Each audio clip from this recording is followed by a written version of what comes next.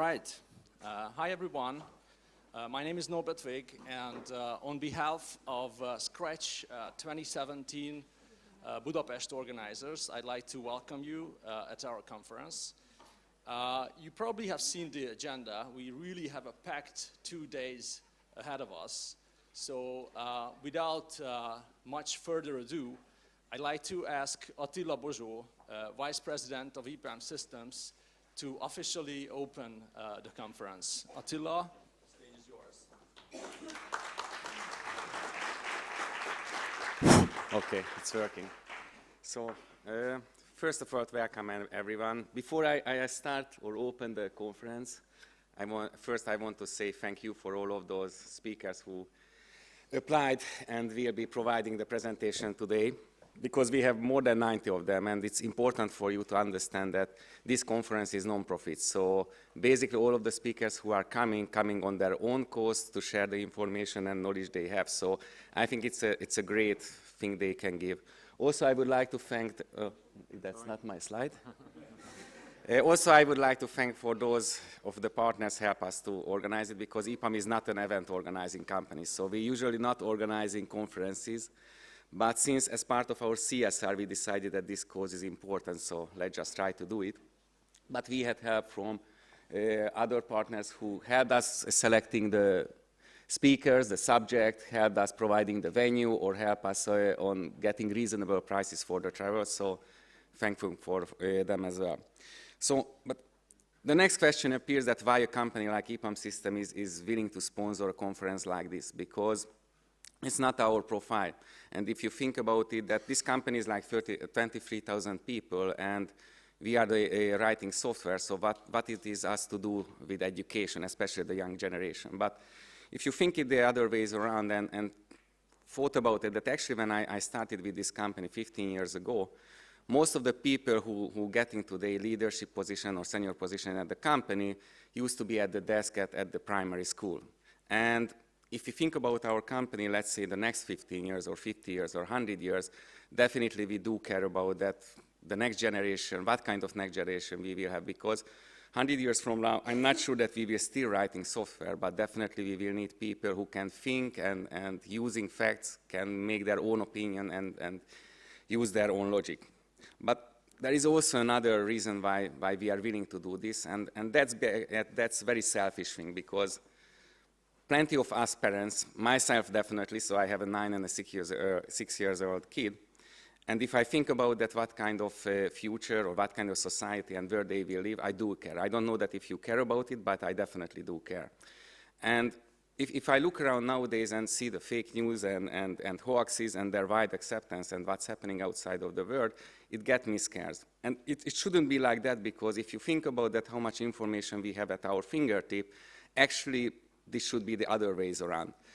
My favorite example of that is that Microsoft's former CEO created a database. Now, who cares? I mean, maybe he got bored and he had nothing to do, but this database is about collecting all the public information of the US government spending and revenue. So basically, if you have all this information, you can go to this database and figure out that, for example, how much we are spending on the education compared to the defenses, or if a certain district healthcare is okay or not. Or for example, okay, it's another country, but still it's a good example.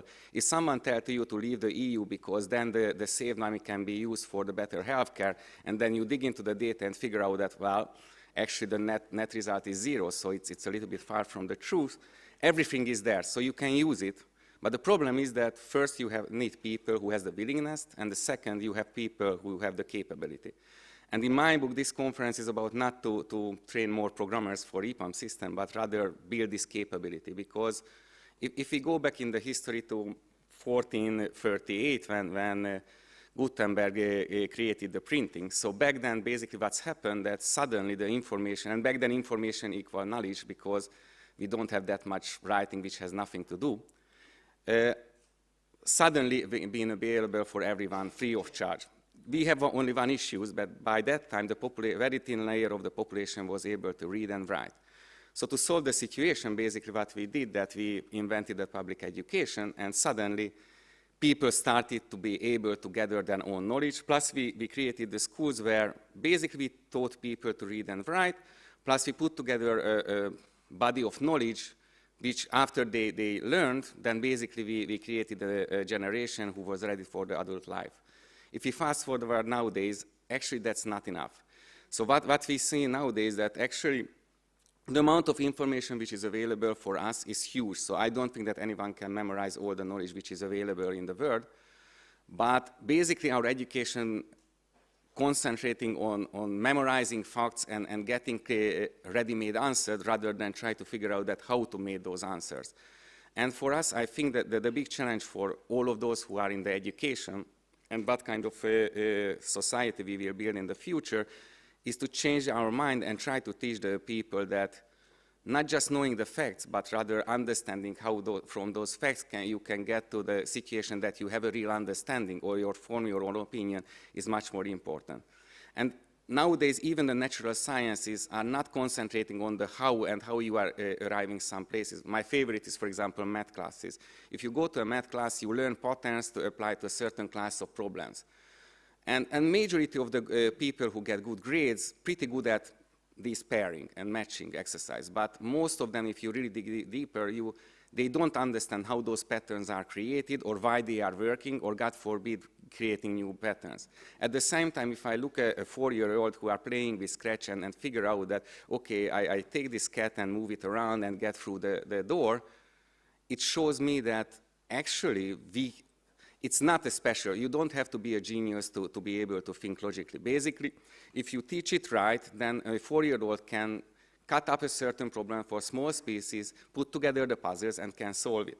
And maybe we have to drop some part of our things which we think that we have to teach, rather to free up some time to teach different kind of approaches. But I think it's very important to teach the next generation that how to think, how to use their own information and build up answers themselves rather than get ready-made answers.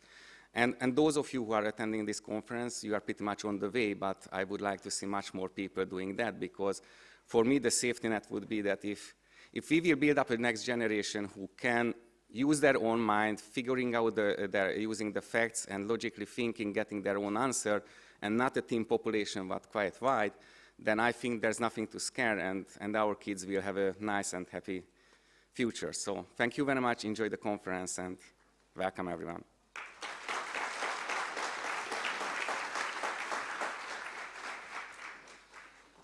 Thank you very much, Attila. Now that we know the why and the conference has started, let's talk a little bit about how and how we all in this room can get the most of the next 2 days and the experience here. I'd like to ask Bernadette Otterbein to come and say a few words about, so to say, the ground rules of the game and do some housekeeping. Bernadette? I'm coming. Yeah. All right.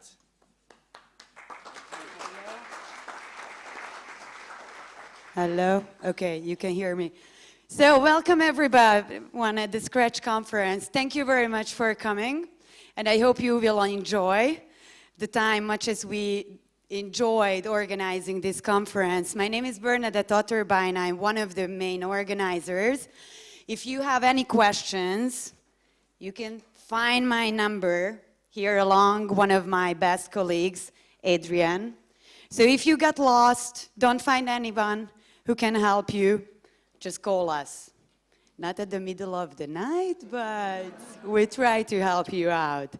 Okay, so a lot of people come from all over the world. Let's see who's coming from Hungary. Raise up your hand. Good. Now raise up the other. Yeah. And shake it. Good. How many came from the United States? Oh, hello. From overseas. Good. Africa? Hey, here's Africa. Good. Australia? Anyone from Australia? New Zealand? Okay. South America? North America, because I just asked the United States. Canada! Yeah! Good. So, I'm here to show a little bit, like to share some very important things about the conference and good to know things, and also to share some rules what we have.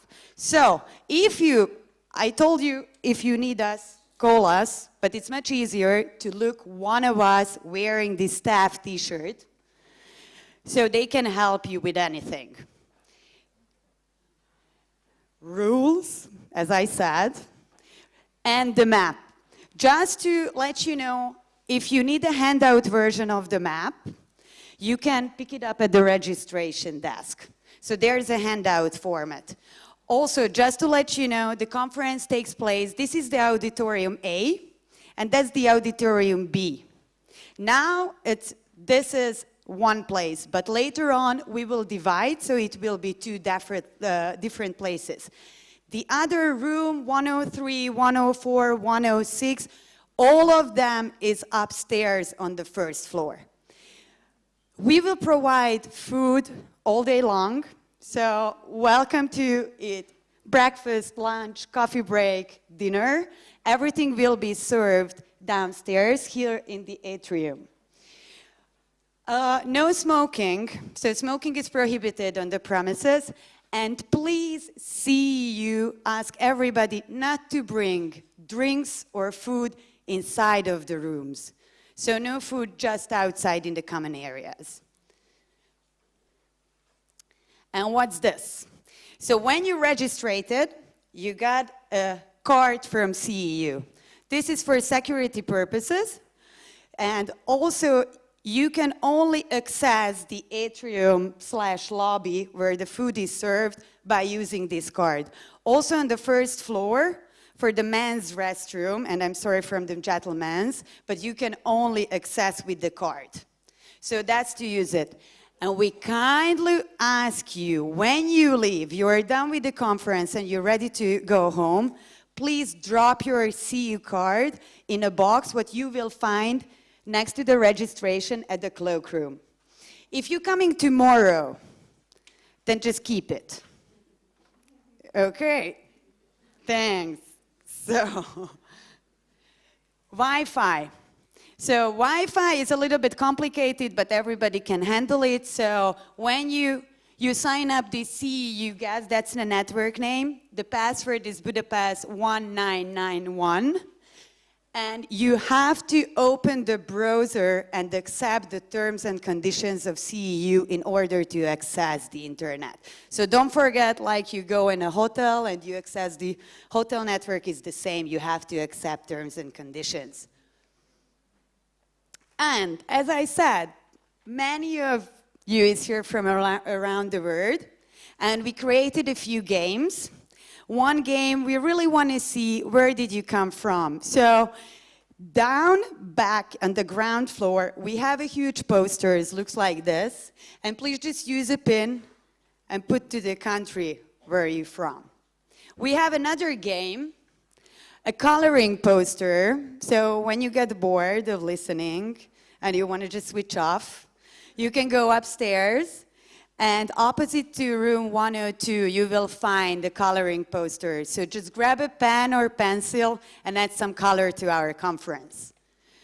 And games 3. So everybody at the registration got a sticker. There are 6 different stickers. And we use it, if you want, if you flip your badge, there's a place to the Sprite sticker. So you can put it on.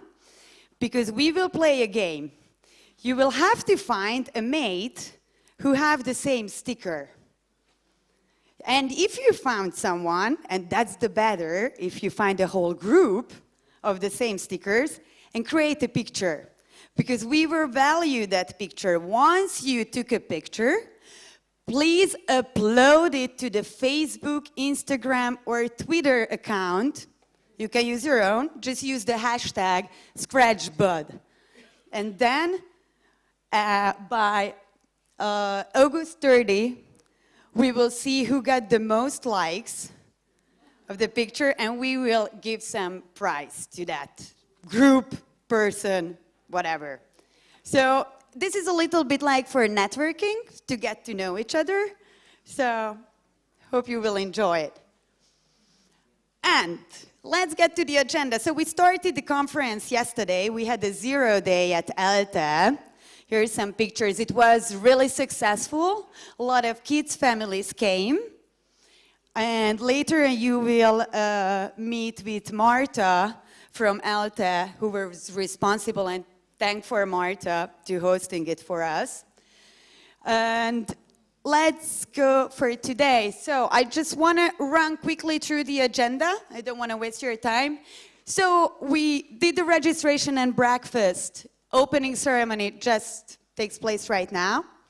After, Mitch Resnick will take the stage and do his keynote, which will finish at 10:30. And from 10:30, we will have a coffee break. And then we will divide. The first floor lectures will start at 10:45. So you have 15 minutes to grab something to eat, get a coffee. But if you want to participate in those, which takes place in the auditorium A and B, those starts at 11:15, just to know. And then all of the lectures running until 11:45, some of them until noon. But after, you can go and feel free to grab some food at the lobby. So eat some lunch, rest for an hour and a half, and we get back on track at 1:30. From 1:30 starts the lectures, and then we have 2 coffee breaks. But also, you can go out and grab a drink, coffee, food, whenever you want. So we don't have dedicated coffee breaks. We just put some if you want to enjoy of the lectures. But feel free to grab anytime when you feel it. We have 3 stations for food and drink. For food, we have here in the lobby. We have upstairs on the first floor. And also drink stations we have also in the lower foyer, which is in the basement. Also in the basement, we have a digital playground, not just for kids. So you can just go down and take a break and play some games. And the poster session, so what is poster sessions? Once when we're done with the lectures, we will open again the auditorium, and we will have all of the poster sessions taking place here in this room. From 5 to 6:30, we will have this exhibition area here, and then we're going to have some dinner and have some drinks and network, meet each other. So that's the program for today. And the next day looks a little bit similar like today, starting at 8, keynote starting at 9 o'clock. Then we have also the same coffee break, 10:30, and the tracks are starting a little bit earlier than one day before. Then lunch, afternoon tracks, coffee breaks, and we welcome back here for a closing ceremony. I hope you enjoy the time here and enjoy the conference. Thanks a lot. Thanks a lot, Bernadette. Actually, 2 things come to mind. One is that Attila was talking about information overflow, and I think this was also a great example of that.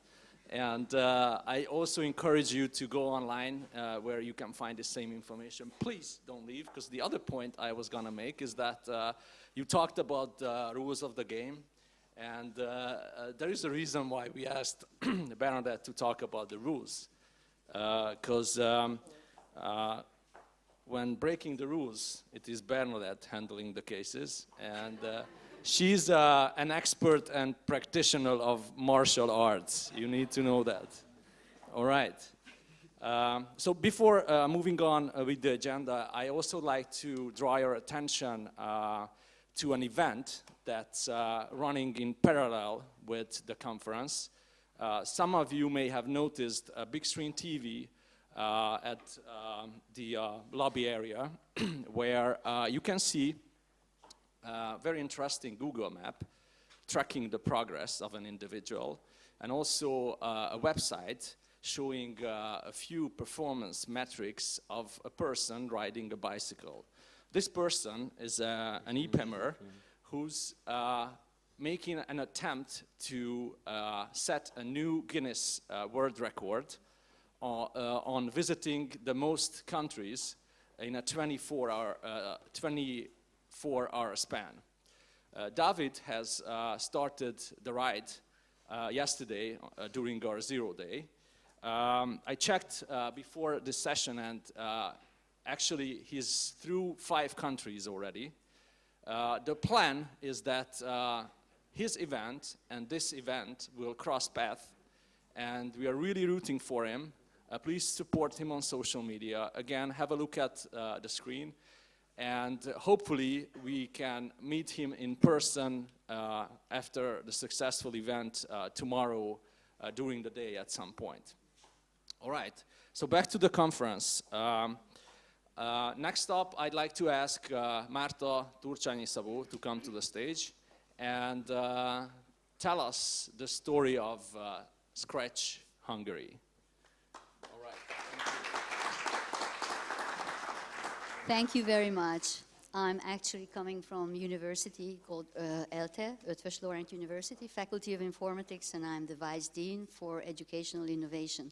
So you can see the background and why I'm here. And let's go back to the past, how Scratch started out, or how Logo started out. And I guess a lot of you here are Logo persons, and probably, or you should know, Seymour Papert, who has written an article in 1982 in the Byte about Logo.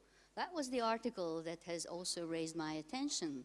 And from then on, I'm sort of an addict of Logo and the environments for kids which support enjoyable learning. So this is how we started out. We started out some activities in kindergarten. Well, the kids learned how to draw, make animations. They didn't know, but on the paradigms of computation. So they were actually coding, but they didn't know that. Since then, we've done a lot of Logo environments with my colleagues who were then students. We have arranged a lot of conferences. You should know that Euro-Logo conference was sort of a successor of the Logo conferences at MIT. I think I have participated in Logo 85 when you were master students there. We didn't meet then, but we could have met then. And I have read also your dissertation about decentralized systems, which turned out to be a very successful book later on. So I've crossed the path of Mitch a lot of times, and he has crossed our path coming to the Eurologo conference. Actually, after sort of a slope of the logo in the US, it turned out to be a great success in Europe. So we were running the Eurologo conference for several years, and then we noticed that a lot of people from the States are coming over. And then they said after some time, you either vote us to be honorary Europeans, or you change the conference name. That's how we changed it to constructionism in 2010, and last year it was organized in Thailand.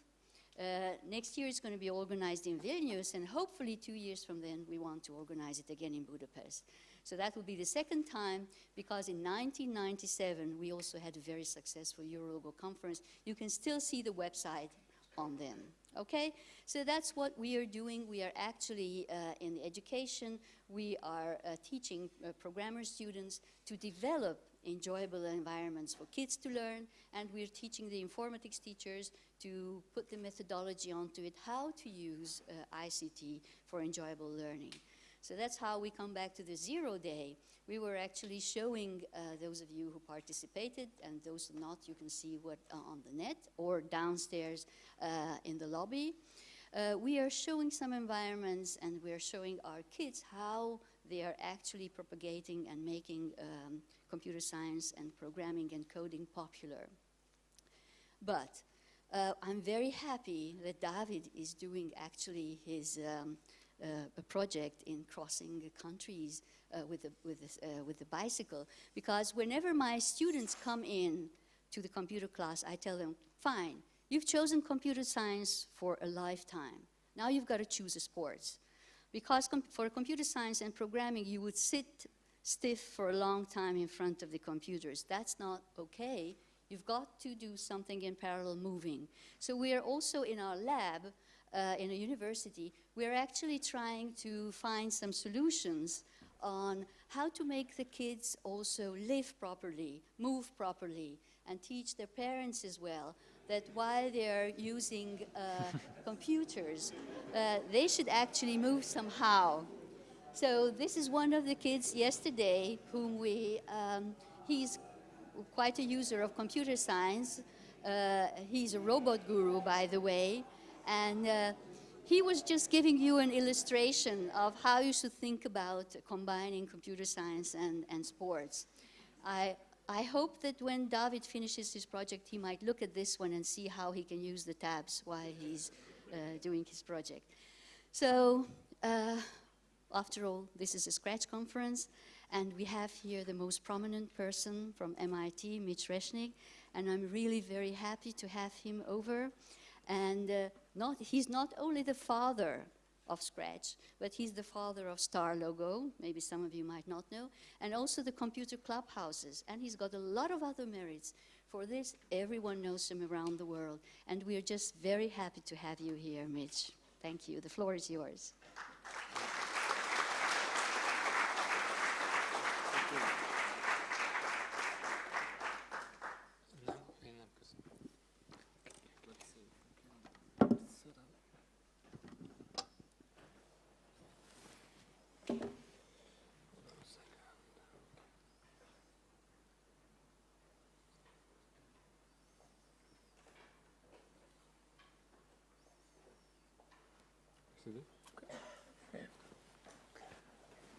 Well, thank you, Marta. It's great to hear about the long history of connections between our work at MIT and people and researchers here in Hungary.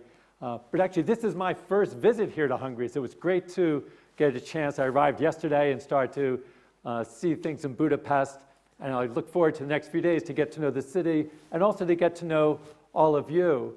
It was really nice just in the few minutes before the session started this morning, meeting people from all around Europe and meeting people who are actively involved with Scratch initiatives, not just here in Hungary, but also in Belarus and Romania, in the Czech Republic, in Poland.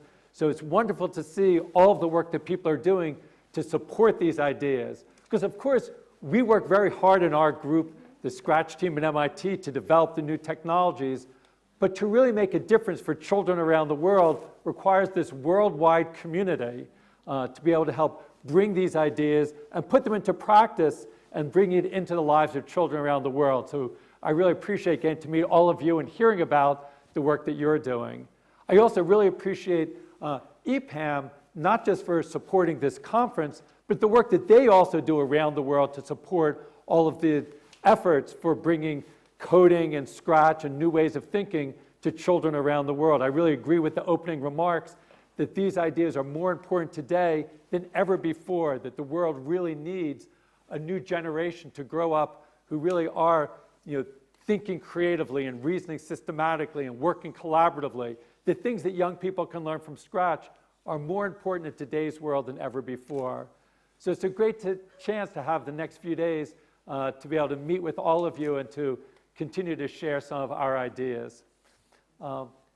In my presentation this morning, I thought it would be best, in thinking about Scratch, it's best to start to hear from Scratchers themselves. So I was going to start by telling a story of one particular Scratcher from the millions of young people who use Scratch around the world.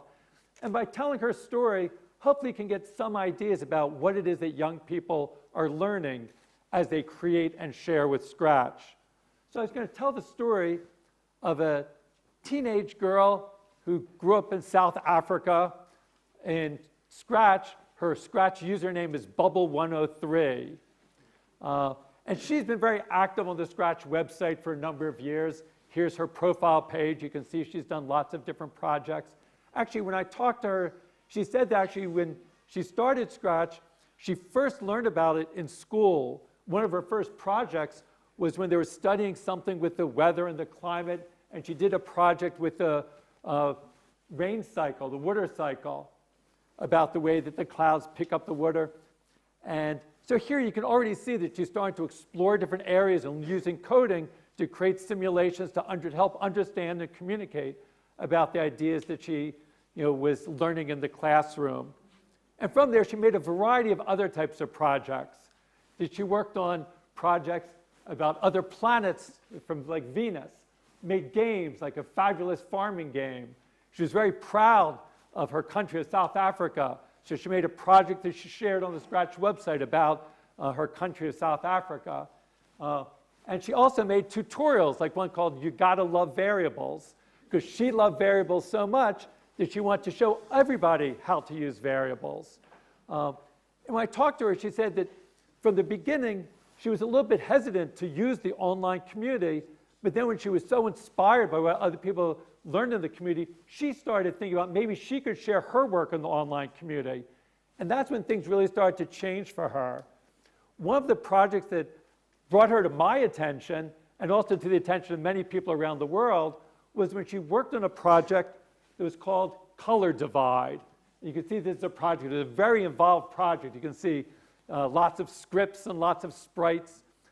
This is a project she worked on in collaboration with a number of other young people from around the world who worked on the different graphics and the voices. It started out where they were just sharing on the Scratch community some ideas, a type of role-playing game. And she decided, Bubble 103 decided that she wanted to make this into an animated story. So she started to work together in collaboration with others on the community to make this Color Divide. And they worked together on a trailer, like she was going to make a whole series, and this was sort of the advertisement for the series. So let me show you this trailer that Bubble 103 made along with other Scratchers from around the world. Welcome to Aurora, land of color and magic. Every child Bring down the volume. faces the test to determine their magical strength and their color rank. But all is not as it seems. This test means everything to me. I can't fail. What if I don't get a color? I don't want a color anyways. I'm going to fail the test. But banishment, haven't you ever wondered what's out there? I mean, there's got to be something. I got close to the Xbox, and I saw something, a boy. I hate living in this place. The magician architects here. They tore my family apart. They destroyed my home and burned everything. Together, we'll fail this test together. Let's see what show you are going to show.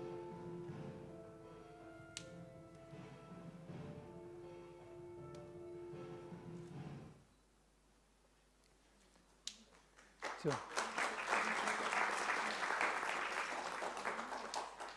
and clearly, to put together an animation like this took lots of programming expertise, and she and her colleagues worked for a long time, and were definitely learning a lot of computer science skills and learned to reason systematically and putting together this. Certainly there was artistic things that they were learning, artistic skills. But I think as I look at this, one thing I also see that's very important to us is that she was really using this as a way of exploring some issues that were very important to her. I think you can see from the storyline about children being different colors and some colors having more power than other colors. She was also dealing with some of the issues that that she was being raised, that were very much in the air in South Africa where she was growing up. And when I talked to her, she explained, she said, growing up, I've definitely seen the scars of apartheid has left on my country and the people. I'm really exploring that through the different characters that are part of this story. So as she was working on this, it was a way for her to not just learn to reason systematically and to collaborate with others, as much as that is important, but also to deal with important issues that she was seeing in her world and in her community.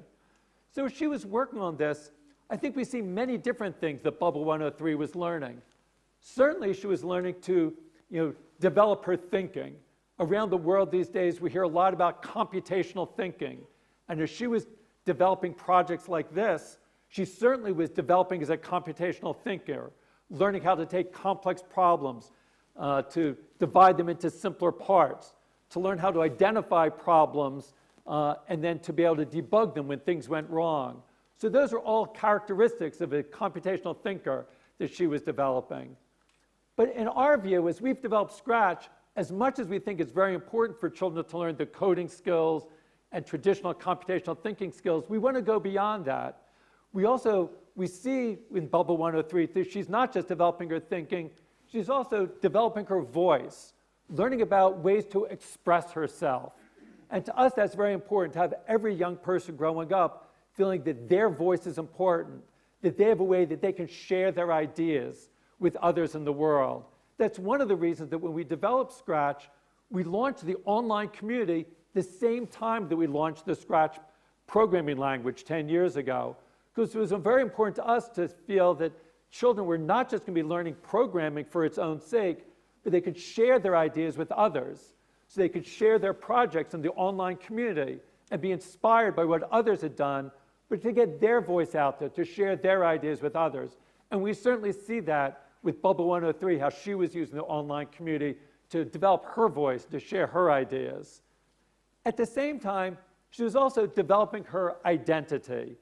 As I talked to her, you could see that she was developing a sense that she could make a difference in the world, that she was using Scratch both to understand the world, to understand some of the challenges that her country was facing, but also realizing that she could play a role in this. She was not just an observer in the world, that she was developing an identity as someone who could be a full and active contributor to the society, that her voice made a difference, that she could be a creator.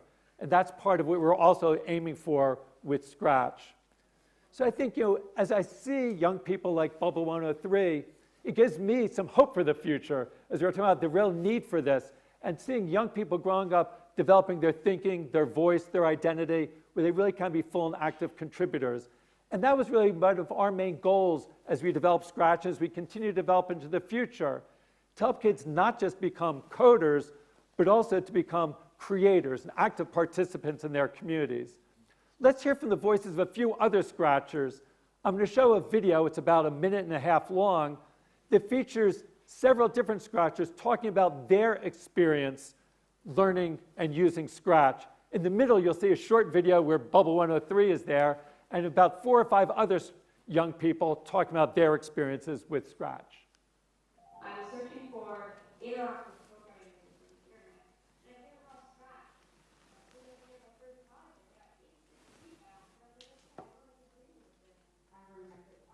super cool animation. I'm still actually really proud of my first project. It opened my eyes to different possibilities that coding can present. So I've been drawing basically since preschool, and I learned how to hold a crayon. I think making art with Scratch is different because I can collaborate with other people, make something interactive that other people can use. There was a song that said, "Happy, happy birthday." I put Scratch in there.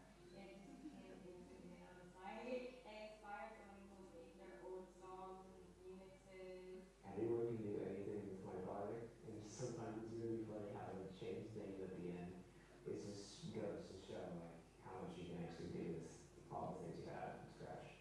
When you're looking at other people's projects, you're engaging on such a different level, which really encourages this kind of mindset of seeing yourself and each other as makers of things and not just consumers. I never thought that I could do the coding part. I thought I have to grown up and hire someone to code it for me, but then I was like, hey, I can actually do this myself. It gets more complex, but once you know the basics, you can add on to your knowledge and move at your own pace. If you like solving problems, if you like drawing, if you like making music, if you're into anything, Scratch is for you. So I think you can see in there the variety of different types of projects that young people are creating and how they cross boundaries. They talk about starting with the art and then getting into the programming. Others will start with the programming, getting into art, of how Scratch allows them to express themselves in different ways, to cross the traditional disciplinary boundaries. We're always looking, as we're developing next generations of Scratch, how we can make sure to support this type of learning, how to help young people learn to think creatively, reason systematically, work collaboratively, how to help them develop their thinking and develop their voice and develop their identity. As we've thought about how we can support these types of activities, we've developed 4 guiding principles that influence us in how we're going to develop Scratch, but I think also can be very useful in thinking about how we can bring Scratch to young people, how we can support activities around Scratch. And these 4 guiding principles, they all start in English with the letter P. We talk about projects, passion, peers, and play. So I'm going to talk a little bit about how, as we develop both the technologies and the activities around Scratch, we're influenced by thinking, how can we support young people working on projects based on their passions, in collaboration with peers, in a playful spirit. So let me start with the first P, projects. And of course, projects are at the heart of Scratch. If you go to the Scratch homepage, you'll see it lists the number of projects. There are now more than 24 million projects that are created by young people around the world. Actually, every day, young people around the world create more than 100,000 new projects with Scratch. About 30,000 of them are shared on the Scratch online community. So we see this active effort with children work on projects. And we think that is very important because we think the best learning happens when you're working on a meaningful project. Too often in schools, children are taught particular facts that are separated from any meaningful context. And they're really not going to make use of that knowledge in the future unless they can really integrate it into a meaningful activity. And that's why we think projects are so important. We think the best learning happens when it's in the context, in the process of work on a meaningful project. It's not a matter of first learning the basic skills and facts and then applying them, but we think it's best learned by working on a project and learning new ideas in the process of work on that project. And we see this happening in the Scratch community all the time. And it's exciting for us as we go around and we see what is happening both in schools and outside of schools, the different ways children are learning by work on projects. I was going to show a few examples that are from different school projects that shows how Scratch can be used in projects across the different disciplines in schools. And to us, that's important because we didn't make Scratch just to be used in a computer science curriculum, but a new way of expressing yourself. That just like when you learn to write, you don't just learn to write in one class, you use your writing in all of your classes. And we see Scratch also being useful in projects across the curriculum. So I'll start with, this is from a project from India, where hopefully, oh, and now it's maybe not working.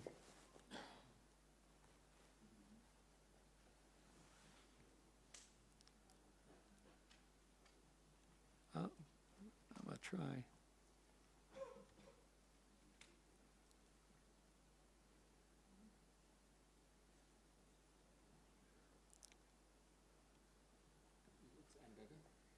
It is.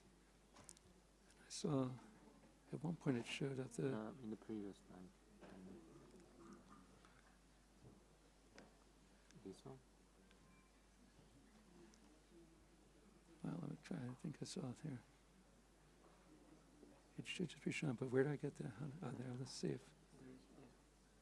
Okay. No, evidently not. No, it's not. Okay. Wow, this is transferring. Yeah, we had some trouble with the computer before. We were transferring from Keynote to PowerPoint to a different computer beforehand, so it seems that some of the embedded projects aren't working. But I think one thing that we've seen is that I had 3 examples here, one from a science class, one from a history class, one from a literature class.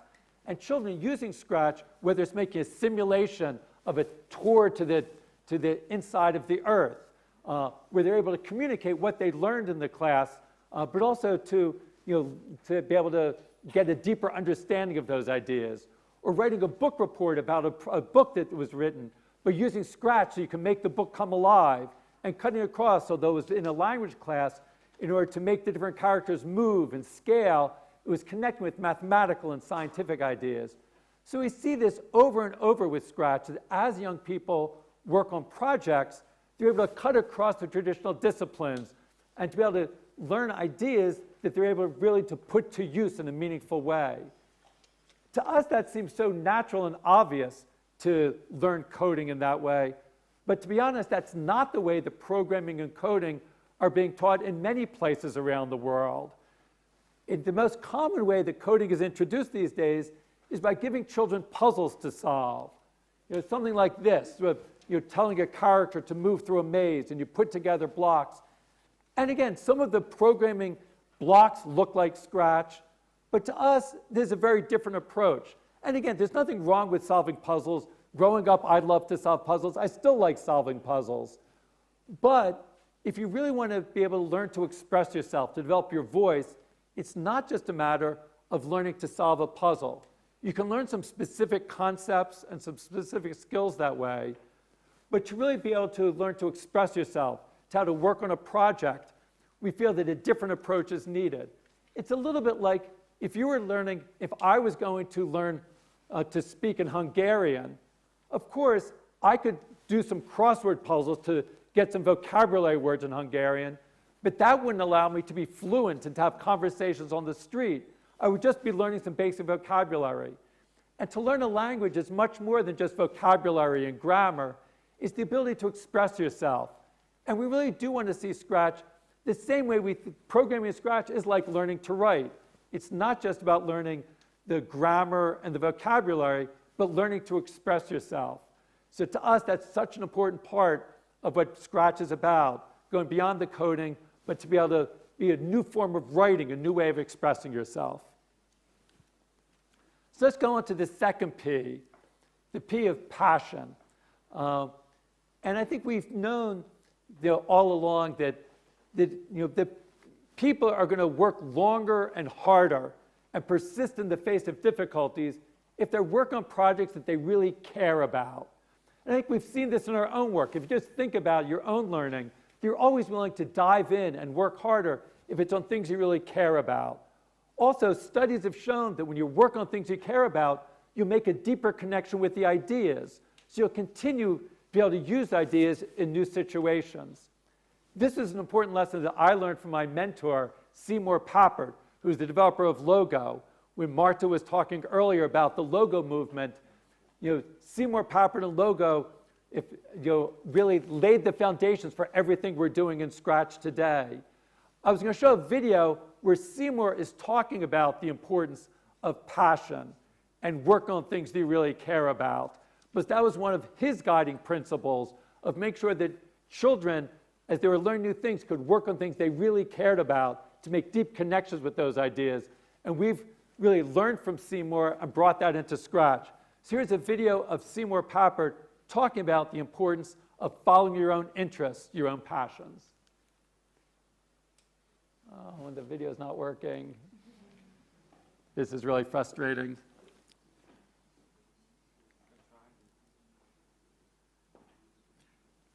All right, it's embedded thing.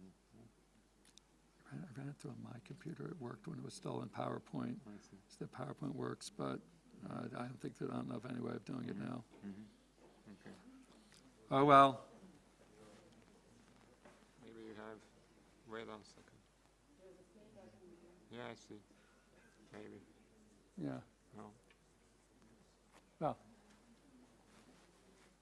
the one thing, I'm sorry you're not able to hear Seymour talk about this, but I will tell you there's one line from Seymour says in there that I've always remembered.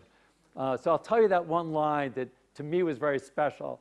It was so striking was he says, education has very little to do with explanation. It has to do with engagement, of falling in love with the material. And that was so striking to me, to have someone say, education has very little to do with explanation.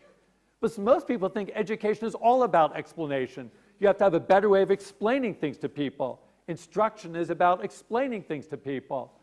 But Seymour saw it differently, that just explaining things to people, delivering instruction is not the way to help people learn to learn new things. That the way people learn new things is becoming deeply engaged, falling in love with the material. So we want to see this in Scratch. We know that people are going to learn best if they fall in love with the material. And that was one of the things that influenced us as we were developing Scratch. When we developed it, some people said, well, kids like games. You should focus on Scratch so kids can just make games. And in fact, if we focused on only making games, we could have made it so it was really even easier to use. If you know that you're designing for one particular thing, You can design it so that you can design that one particular thing very well. But we didn't do that because we know that there are millions of children around the world, billions of children around the world, and they have billions of different interests. And we know that children learn best if they're going to follow their own interests. So we want to make sure that children can work on a wide variety of different types of projects connected to their own interests. So that's what makes us very excited when we go to the Scratch website and we see the incredible variety of projects on the website. We see everything from animated stories to interactive birthday cards to anime comic strips using Japanese anime animation to virtual construction kits. This is from a young Scratcher in Belgium who made a virtual Lego construction kit in Scratch. We didn't even know that was possible until we saw him doing it. We see recreations of classic video games like Donkey Kong. We see kids creating new types of games like dress-up doll games. We see tutorials like Bubble 103 made. We realized that we would make some tutorials, and we thought some teachers like you might make tutorials. We never imagined that children would make so many tutorials. We go to the Scratch website, and there are thousands and thousands of tutorials that young people have made. We see interactive artwork, and we see science simulations. So it makes us very happy when we see this great variety of different types of projects in Scratch, because to us, that's an indication that children are following their own interests, work on things they really care about, and means they're making deeper connections with the ideas. We use that same criteria to judge how well a workshop goes. When we run a workshop with kids, if at the end of the workshop, all of the projects look very similar, we feel we didn't do a very good job with that workshop. But it means that children were mostly just following the instructions and all doing the same thing. When we have a workshop and we see a wide variety of different things, we feel that that's an indication of a good workshop. The children are following their own interests and learning to think creatively. And we think that in today's society, there's nothing more important than learning to think creatively. Because children are growing up in a world where things are changing so quickly that it's hard to know what new situations they will confront in the future. So what's more important than anything else is for them to develop the ability to think and act creatively, to come up with new ideas when confronted with a new situation. So when we see a wide variety of projects like this, to us it's an indication that children are learning to think creatively, that they're really becoming prepared for a future world that will value creative thinking more than ever before. Oops. Let me go on to the third P, peers, or like friends and colleagues. And we think that it's very important to think about the social side of learning. That too often when people think about thinking, unfortunately, this type of image comes to mind. Rodin's sculpture of the thinker. And this is a great sculpture, but it's not a very good illustration of thinking. Because I think most thinking happens in connection with other people, in connection with other tools and materials. Most of our most important thinking does not happen just by sitting there by ourselves in deep contemplation. Of course, sometimes we think this way, and it's important to sometimes do this, but most of the time, and most of our important thinking learning happens in connection with other people. That was one of the things that motivated us, as I mentioned before, to create the Scratch online community 10 years ago, right when we created Scratch. We thought it was very important for children to be able to share their projects with others so they could get feedback from others and advice from others. When you create something, it's important to have an audience so they can get ideas from other people. And then to see what others are creating can give you inspiration. So the Scratch online community has provided both inspiration and audience. And we see that it makes a big difference in people's lives. Actually, we're lucky here today. We have two members of the Scratch team who have helped lead the Scratch online community, Kristen and Eric. They'll be running some workshops later in the conference. You can hear even more from them about the Scratch online community. And for us, that's one of the most exciting parts about Scratch, is the way that every day there are thousands and thousands of new projects, more than 100,000 comments every day where people are commenting on each other's projects. And we can see how that makes a real difference for young people working on Scratch. Let me show a few more quotes from Bubble 103, where she talked about her experiences with the online community. So she explained, I signed up for an account when I was 12. I've been watching from afar going, wow, there's cool stuff happening, but I'm not sure I'm brave enough to join because I'm really a shy person. But actually, in fact, sometimes by going to the online community, it's a way for even very shy people to start to share and make connections that they might not be willing to make face-to-face. And that happened with Bubble 103. And she says, joining the community was the best thing I ever did. It was amazing to get feedback that I'd never met. So again, she was able to put her projects there and get advice and suggestions and feedback from other people around the world. She said, I've just been constantly blown away by the kind of support and collaboration sharing that happens in the community. That's one of the main things that keeps me coming back to Scratch every day. It's so inspiring. And we hear this over and over from young people, where they may come to Scratch to work on a project, and they often stay for the community because of the friendships they form and the type of learning that happens. And we can see this happening like in the project of Bubble 103s I showed before, the color divide. If you go to the online community, you can see it's been viewed more than 27,000 times. So again, there was a very big audience for that. It was more than 2,600 people said they loved it, so people were appreciating the work that she was doing. And in the credits, you can see about all the collaboration. She talks about who made the music and who did the storyline and mentions their different characters and different voices. So she worked with a whole group of young people scattered in different countries around the world working together on this project, only possible because of the online community. If you then go down the page, you see with the comments, more than 3,000 comments of people making suggestions and giving advice and giving feedback about her project. And 76 remixes. Remixes meaning that they took her project and they started to make variations to the project, changing some of the images or changing some of the code so they could more make it, to put their own stamp on it. And that's something we encourage with Scratch. Sometimes it's very intimidating to start from a blank screen. So in Scratch, we encourage people to look at other projects and then add your own ideas to it, add your own creativity to it. About a quarter or a third of all the projects on the Scratch website are remixes where kids are building on each other's work. Sometimes building on each other's work in school, that's sometimes called cheating. We call it learning. And in fact, this is the way the scientific community works.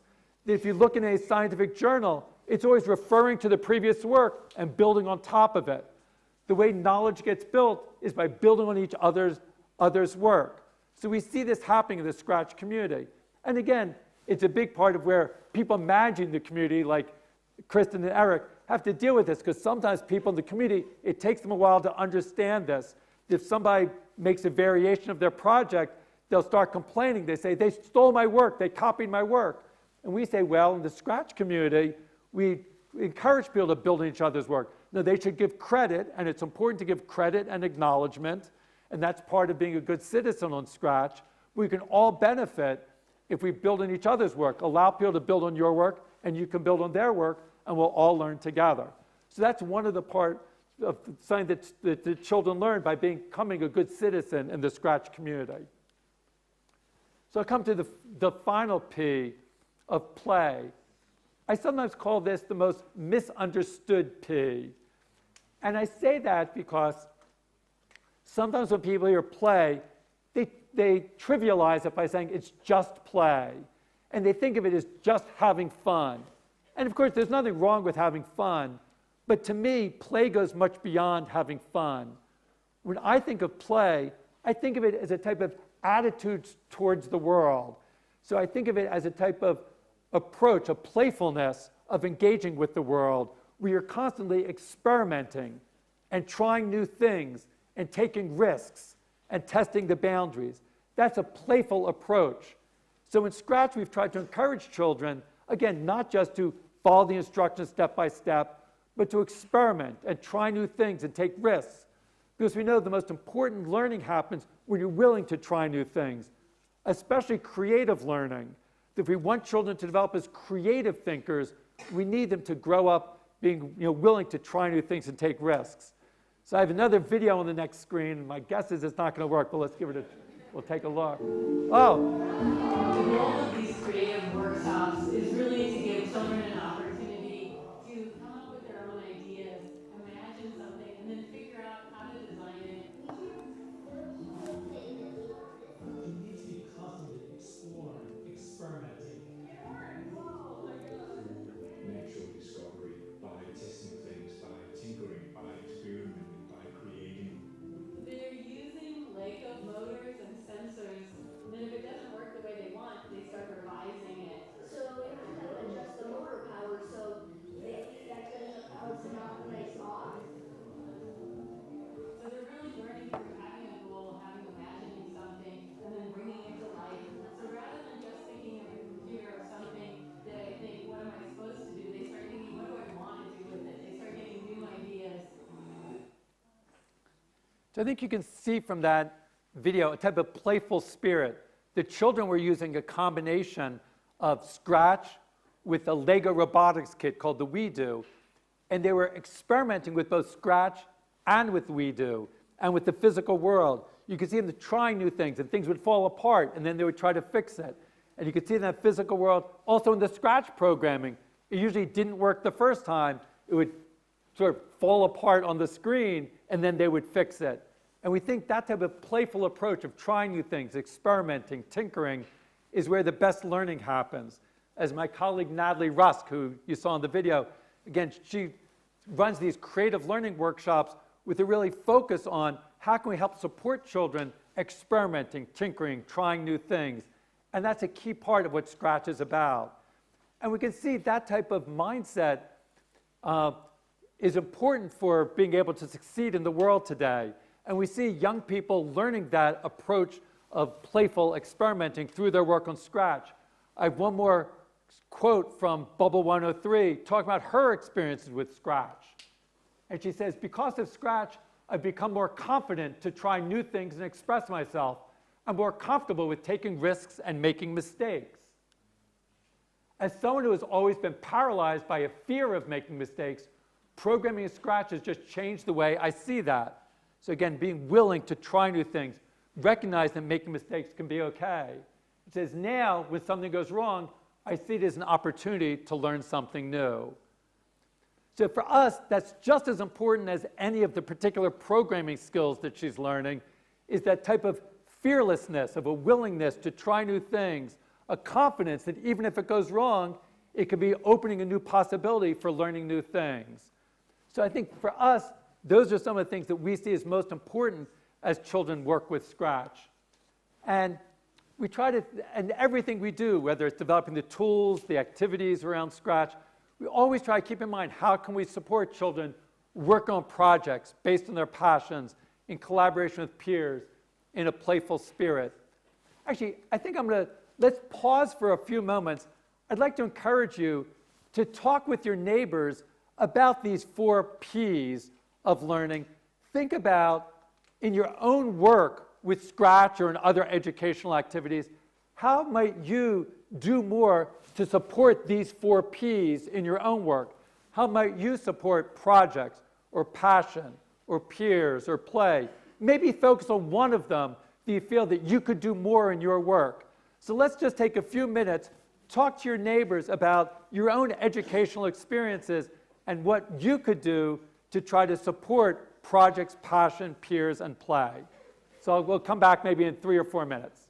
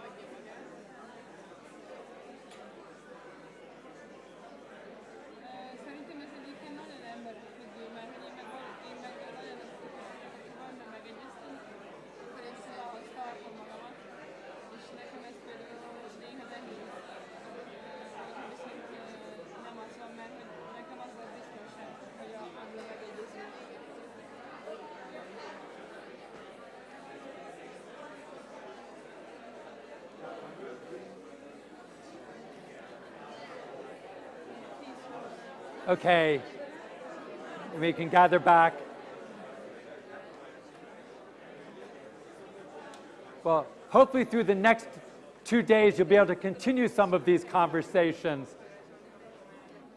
I think it's great to have conferences like this to be able to share ideas about how you're using Scratch in your educational setting. So hopefully we can continue these discussions over the next couple days. I want to end by looking ahead a little bit and thinking about what's next for Scratch.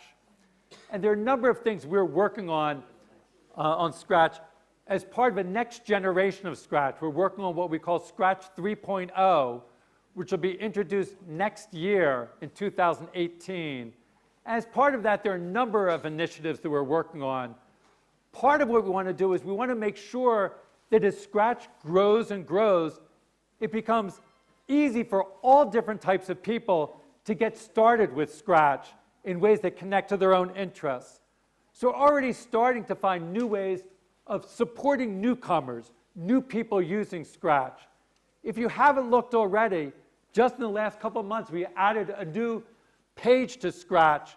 On the navigation bar, there's an item called Tips.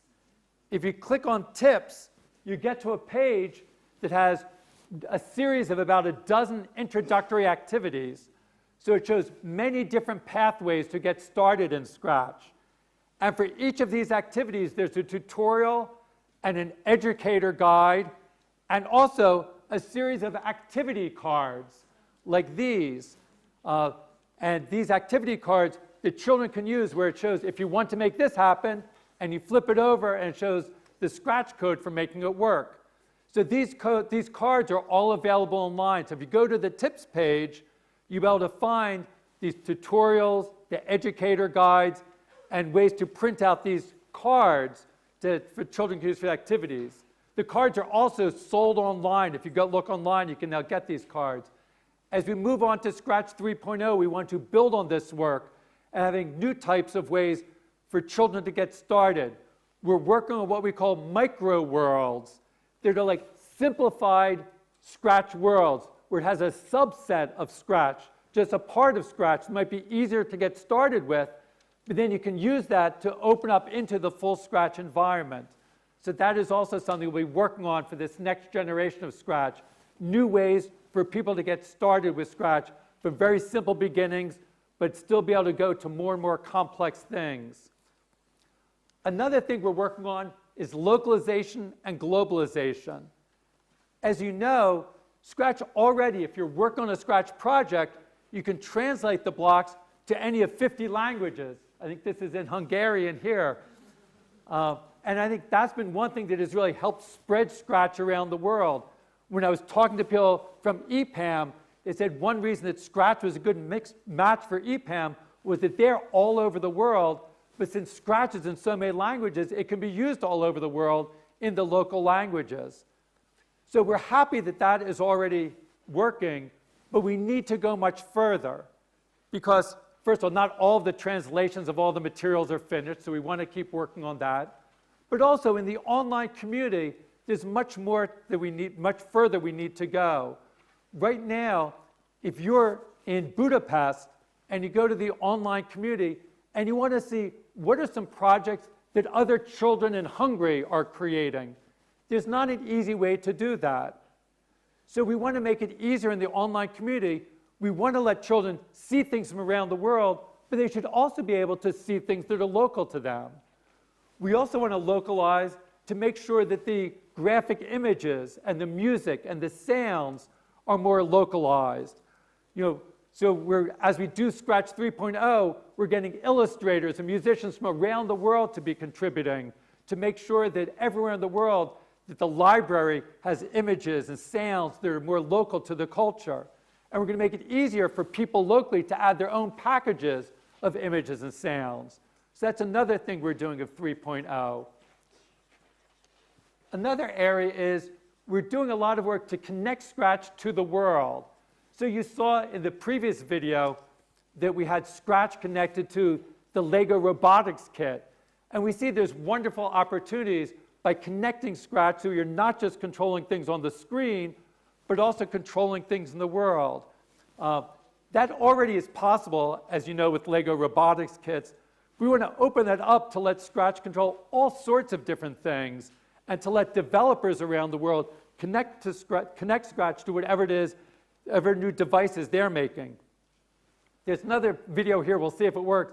This is from Hong Kong, where they were experimenting with a sensor board that they could then build their own interface device to control a Scratch project. Let's see if it works. Yes.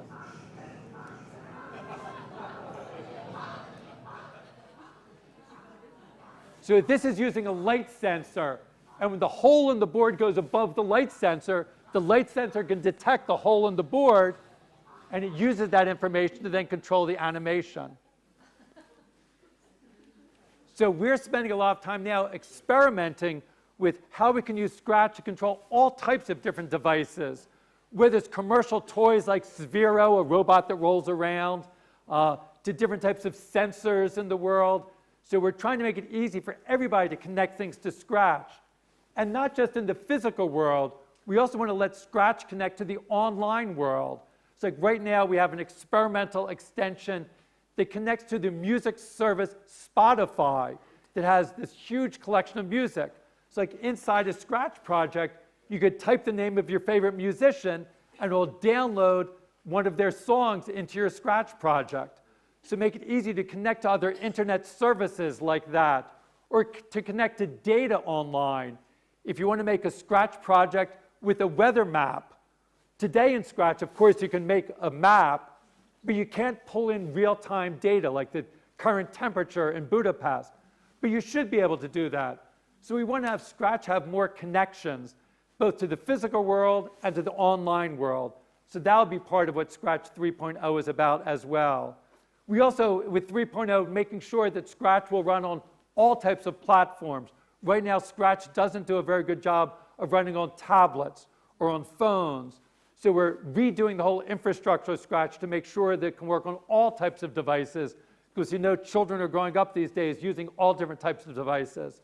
So we'll have a prototype of this next generation of Scratch in the beginning of 2018, and then our hope is to have the full launch about a year from now in the summer of 2018. So it'll then be fully integrated into the Scratch community. Our goal is to do that by next summer. So hopefully you can watch that. We'll be sending out announcements on the Scratch community. So hopefully next year at this time, you'll be able to learn more about the next generation of Scratch. Let me just end with a few thoughts about some of our ultimate goals for Scratch. As I said before, of course, we're very happy that children around the world are learning to code. There are lots of great opportunities when you learn to code, and there are job opportunities from it. But I think for us, our real goal is to try to help develop the future citizens. And when we think about the best way of doing it, one place that we've gotten a lot of our inspiration is from the way that children learn in kindergarten. That when I look at a kindergarten, to me, it represents the traditional kindergarten is a great model of how learning should happen. If you look at a traditional kindergarten, children are playfully creating things, whether it's towers out of blocks or pictures with crayons and finger paints. They're collaborating and sharing with one another. So I think kindergarten gets children off to a good start. Unfortunately, as children go off into school, they end up spending a lot of time filling out worksheets and listening to lectures, and they lose the playful, creative approach that has been traditionally there in kindergarten. Unfortunately, around the world today, many kindergartens are starting to become more like the rest of school. You go to many kindergartens, and children are filling out worksheets and using flashcards. And we think it's unfortunate that kindergarten is becoming more like the rest of school. What we want to do is we want to make the rest of school and the rest of life more like kindergarten. So that's our ultimate goal, is to have a new approach to learning so that children can grow up, and as they grow up, continue to experiment, explore, express themselves as they've done in the traditional kindergarten, so they can grow up as creative thinkers and become ready to be full and active participants in tomorrow's society.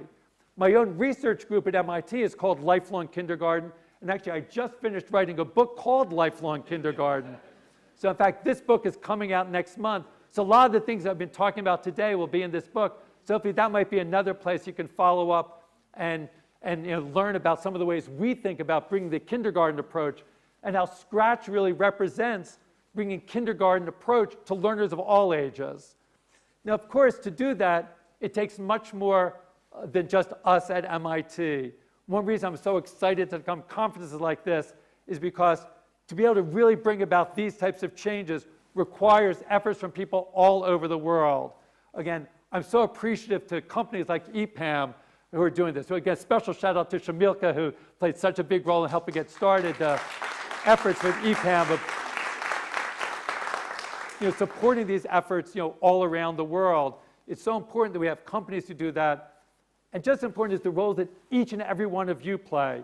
I think that for us really to bring about these changes, to make all of life a little bit more like kindergarten, to let all children grow up to become, to be able to think creatively, to learn collaboratively.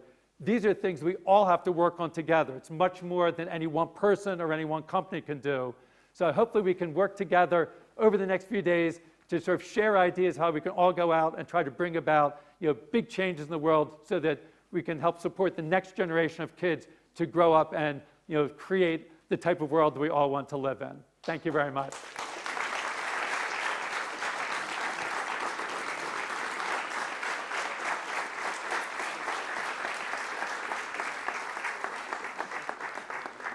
Thanks a lot, Mitch. Truly, truly inspiring. It's a true privilege to have you here today. Before we head out from here, just one more thing. You talked about your goal to localize Scratch. We also have a goal to localize you at least a bit. So please take these little gifts. Thank you so much. Thank you so much.